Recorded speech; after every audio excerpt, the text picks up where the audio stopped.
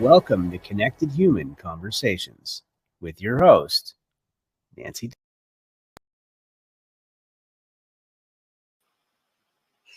Hey everyone, how are you doing tonight? My name is Nancy Deborah Barrows, and this is Connected Human Conversations. Thank you so much for being here. It is week 4, my brain on TMS. And what I've been doing is sharing my experience with TMS, which is transcranial magnetic stimulation. It's a treatment for a lot of things, but I am receiving the treatment for depression. I have experienced depression for most of my adult life. I am 50 years old now and had my first major depressive episode at 20. So, when TMS came up, it was suggested to me by my psychiatrist. I was struggling. I had always had what people refer to as functional depression. I don't know how functional I was. I think for 8 hours a day when I was in public at work, I could pull it off. And then I'd come home and I was just tired, exhausted, useless, a mess. And I was talking to my psychiatrist because for the first time in my life, I thought I really need a leave from work. I can't do this. And in that conversation, she suggested TMS. And I had no idea what it was. And I thought, well, if I've been depressed most of my adult life or all of my adult life and don't know about TMS, I wonder if other people don't either. So decided to share my experience with TMS with you. TMS, as I said, is transcranial magnetic stimulation, and it is used for depression and treatment for pain and Parkinson's, some memory loss, some obsessive compulsive disorder, many things and more that we're learning about. What happens is they place a magnet on your head in a specific spot so that it stimulates different areas of the brain. And there you are seeing me with my lovely little magnet in position 1. That's my depression spot. So it will be there and then move for the second part of my treatment, which is for pain. I also receive TMS for pain, which is another, like I said, they use it for a lot of things. For those of you who haven't joined before, welcome. Thank you. I want you to know that this truly is a connected human conversation, and I invite you to share in the chat anything you're thinking, anything you're feeling, any experience you've had, anything that's ever worked for you, any advice, any questions, please drop them in the chat. This is not supposed to be me speaking at you. This is for all of us here. I'm going to show you a video from this week's TMS to give you an idea of what it looks like and, of course, to catch you up on week 4. And then we'll be back and we'll talk about some other things.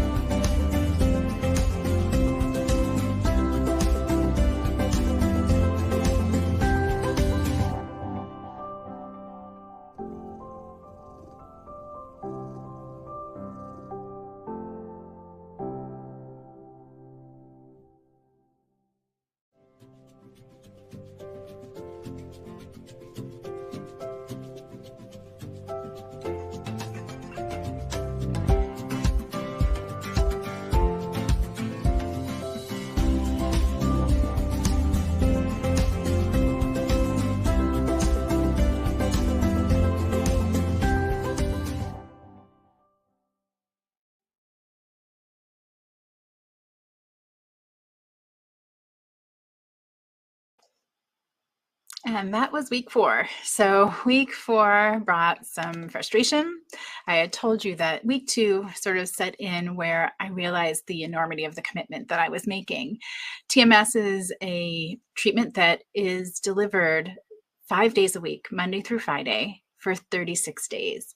And depending on how it falls out, it can take 6 weeks, 7 weeks, 8 weeks, 9 weeks. Sometimes they taper you off, sometimes they don't. Sometimes there are holidays, which I will run into with my treatment, that extend the treatment until you're done. This week, week 4, was frustrating, coming off of week 3, which I had felt like I wasn't making much progress and I was getting some conflicting information.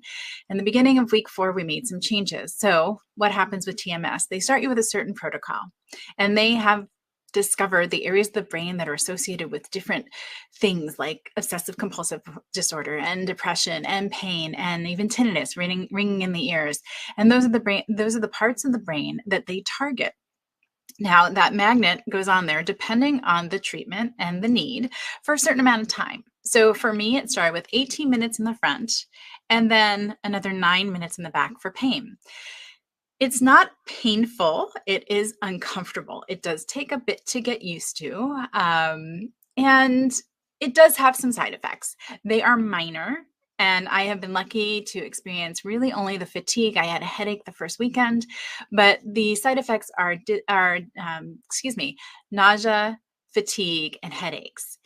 In terms of candidacy, what I understand it to be is that you have to have tried at least 4 medications without relief and not have a seizure disorder and not have a pacemaker or metal. They're using magnets. Well, week 4 brought a change to my treatment. They started adding something called priming. Now, priming is a 3-minute session of TMS that is a lower intensity at your normal motor threshold, and I'll explain that just a second, to sort of wake the brain up and let it know, hey, something good's coming. And at first I didn't feel very much, but I think by the end of the week, I started to feel like I was getting some positive movement. And you can see in the video, there were some things that I was doing that I maybe hadn't done before, but there were still some bad days. That's just the way it goes. That's life. The motor threshold. So on the first day, they figure out how much juice to give you from this magnet, through this magnet, just to get a little bit of a movement in your finger. It lets them know, my understanding lets them know that they're in there deep enough to make changes in your brain. And what they're trying to do is take your motor threshold, and everyone's different, and it doesn't matter. Higher motor threshold doesn't mean it's going to work better. Lower doesn't mean it's going to work less well, and vice versa. It's just every individual brain has its own motor threshold. What they are trying to do is get you up to 120% of your motor threshold. So they started me lower. I started at 90. And I think in a lot of ways, it's smart. You know what it's going to feel like. It is a lot for your brain, and your brain will be healing. There are some potential side effects. And the first day for me, I was very anxious. So I was bringing a lot more to the treatment than just a clean slate. So that's part of this week's changes. Now, before we go any further, I want to remind you, if your brain is lying to you and telling you that you do not matter and no one will miss you, please, in the United States, pick up the phone and dial 988 to be connected anonymously with a qualified counselor. No matter where you are around the world, if you are having these thoughts, please go to your nearest emergency room for help and support. All right, I want to say hi to everybody. I'm going to do that really quickly, and then I'm going to get into some of the other things that I wanted to talk about tonight and talk with you about. So I see that Maria says, I bet it's uncomfortable because it's heavy. Well, they do a lot of adjusting. In one of the pictures, you can see the magnets like on an arm. And so they will adjust it so that it's against your head to a certain degree. That arm that comes up, you have some choice in it, but it does have to be touching. I actually happen to like for it to be snug, and there's a pad on the other side, so that I feel like I'm really well wedged in there, quite frankly, and that nothing I'm going to do is going to change the spot or the treatment. But it is heavy, and it can be. I'm going to look through your comments. I see you, Robert Berry. Hi, Maria. Hi, everybody. Hey, everybody. And again, remember that this is a connected human conversation. I do not want this to be me talking at you for the remainder of this show and our time together. In terms of time, Maria, I think I answered that question. Now, if you're doing more than one treatment, if your treatment like mine over time changed, I started 18 minutes for depression and added 3 minutes, which if I'm mathing correctly, which is a stretch, it's 21 minutes now.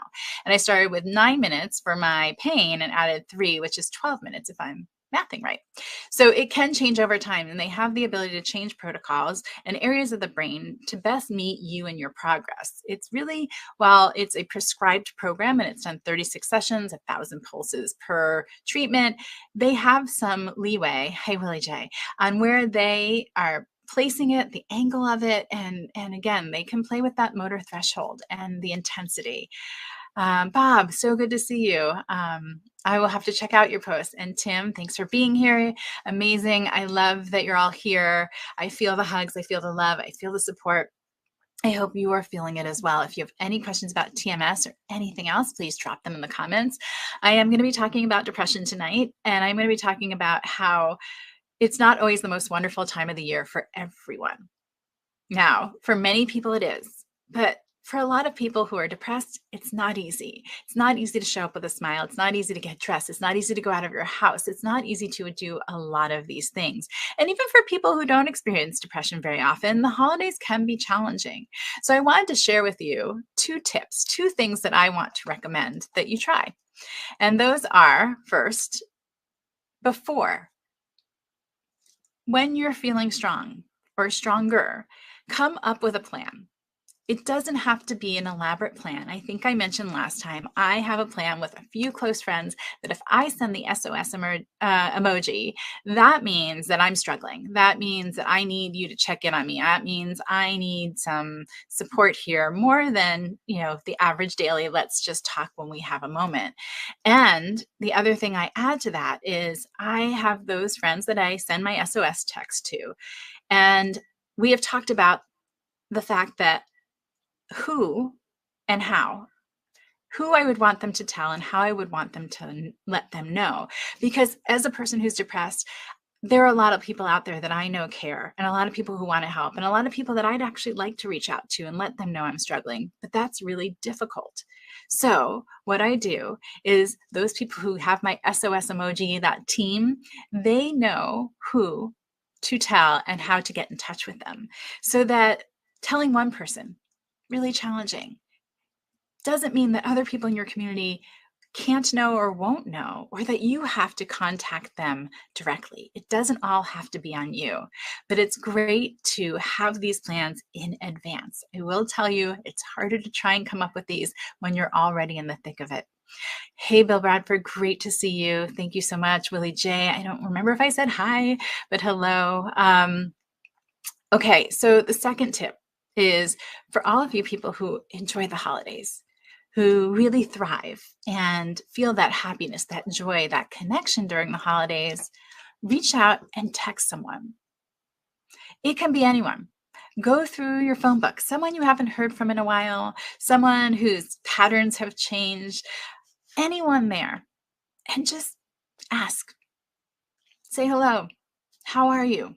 And be ready to really listen. And I always tell people this, hey, ask twice. How are you? Oh, fine, everything's great. I'm a little tired. Okay, but how are you? It's amazing how much people really want to share when they feel that someone really wants to listen. Those are the 2 big ones for this week. And my call to action for all of you is to do it. Try it this week. If you are someone who thinks they might run into depression or has in the past, it doesn't have to be just around the holidays. Pick a person with your SOS emoji and your Rally the Troops plan. And if you are doing well this week, reach out to someone, anyone. Hey, it doesn't have to be someone who you think might be struggling. Just reach out, make that connection, because often we don't know. I know for me, I will reach out to other people when I need to feel connected, and I'll ask how they're doing. It doesn't mean that I'm great and everything's fantastic. It's just a touch point for me.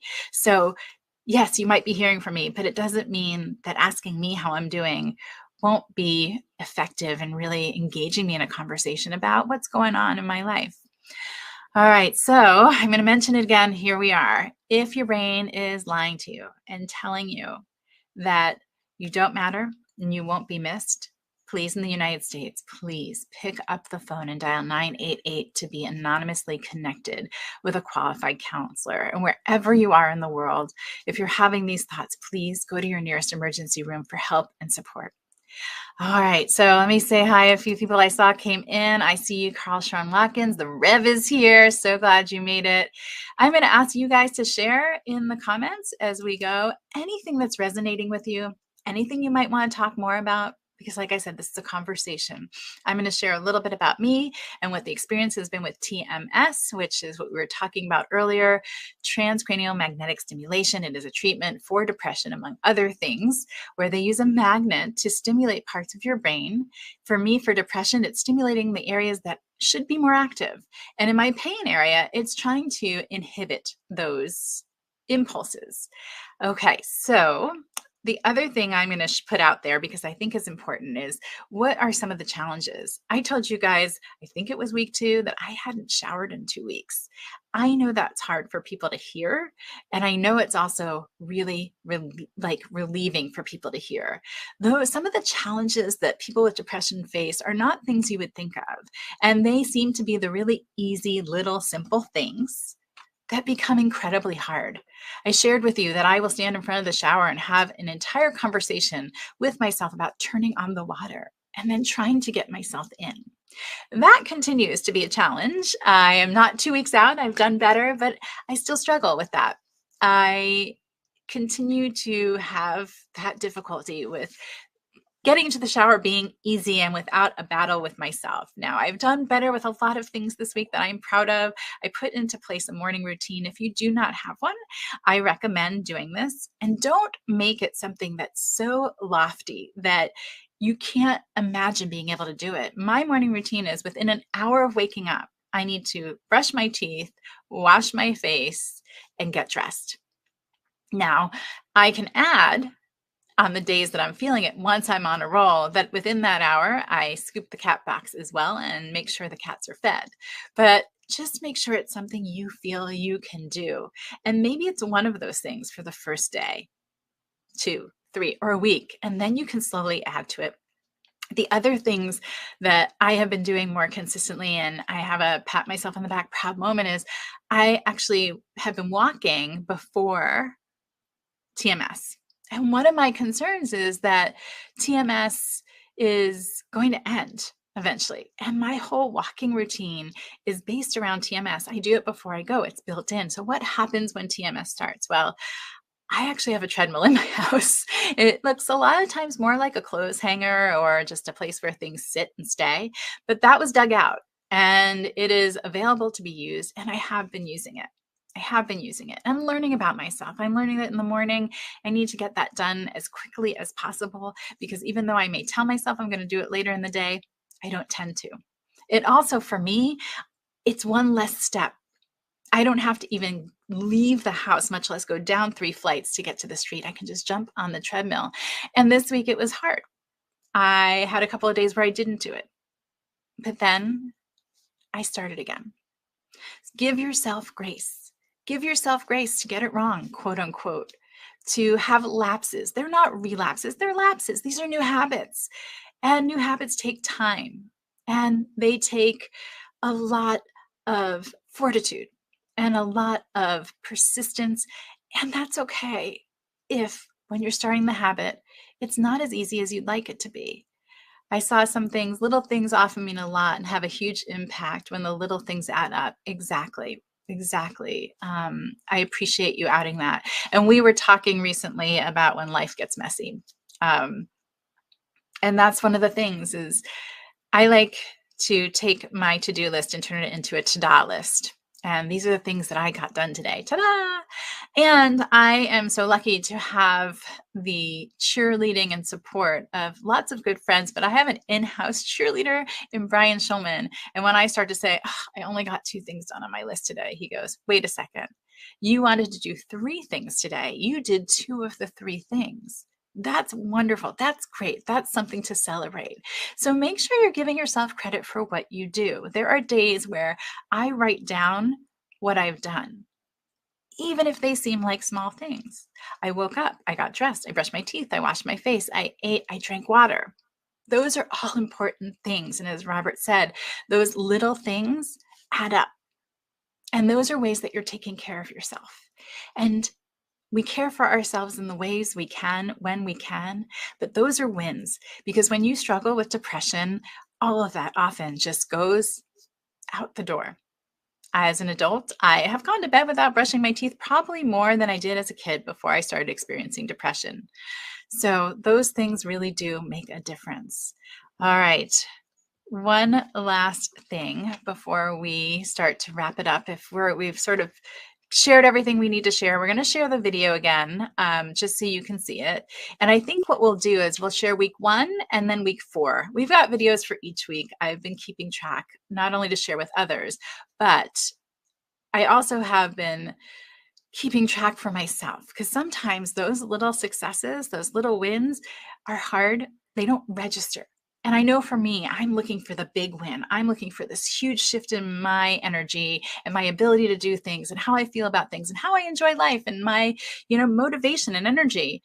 Well, that doesn't happen overnight. But there are a lot of little things that I get to see because I've been tracking my journey. I've been videoing, talking about how I'm feeling, taking those pictures and noticing different things as I go. So let's start with week 1, if you don't mind, and then we'll go to week 4 and we'll come back and I'll look in the comments if you guys have anything that you want to talk a little bit more about. If not, we'll say goodnight and I'm going to go eat some really yummy leftovers and eat some pie.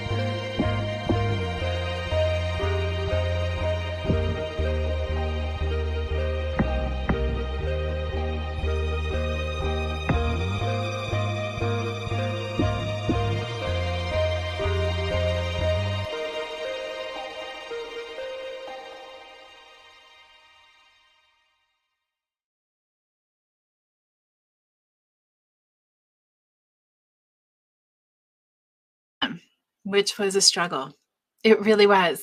I was nervous and I was exhausted and I was scared and I had no idea what to expect. And now we'll share week 4.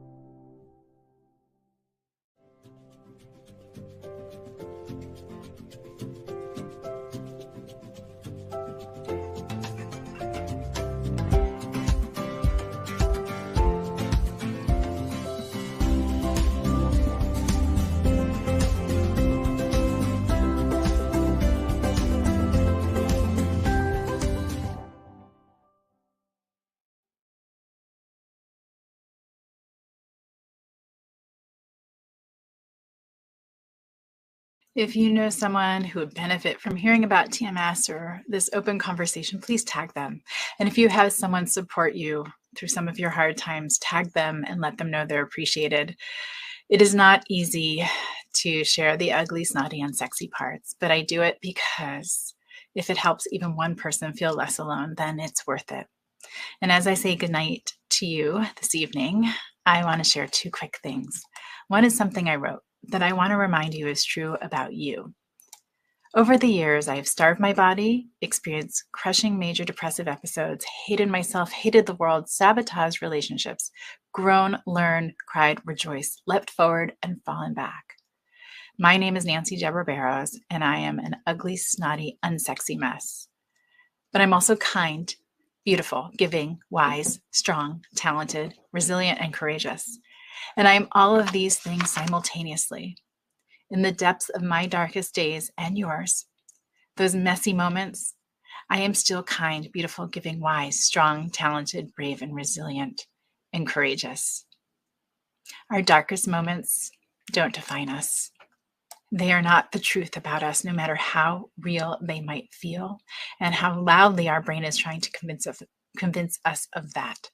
If you are struggling, if you are being lied to by your own brain and being told that you don't matter and no one will miss you in the United States, please pick up the phone and dial 988, and you will be anonymously connected to a qualified counselor. And wherever you are in the world, if you're having those thoughts, please go to your nearest emergency room for help and support.